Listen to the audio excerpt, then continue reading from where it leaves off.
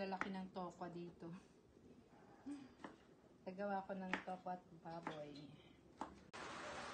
So, this is the ingredients of tokwa at baboy, lechon, of course, ang ating tokwa, ang ating spring onion, green onion, whatever, sibuyas, and chili. Okay, guys, wait lang. So, combine natin lahat. May lechon kasing natira. Ay, kasta. Ayan, may pabudo ka. Kaan? Why? Teka lang at medyo malaki. Okay, so eto na lang. Ganda ma. Dun, sige. Ano to?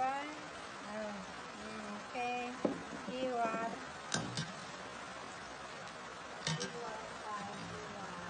Ayan na ito, guys. Tapos, lagay na natin ang ating pinaka-sauce.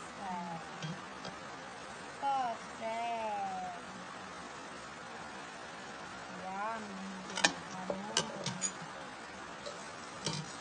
Ang sauce natin, guys, ay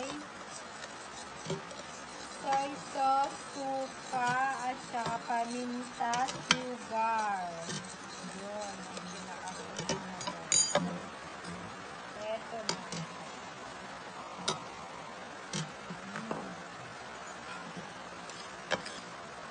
Halo-halo.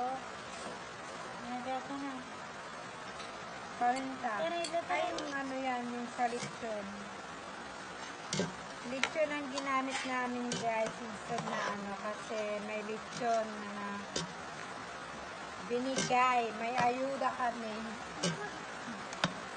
Asan, Melen? Tikiman na. Wait lang. Mana natin.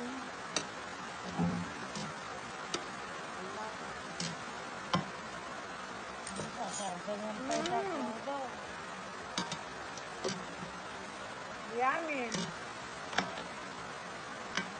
Okay, thank you guys for watching.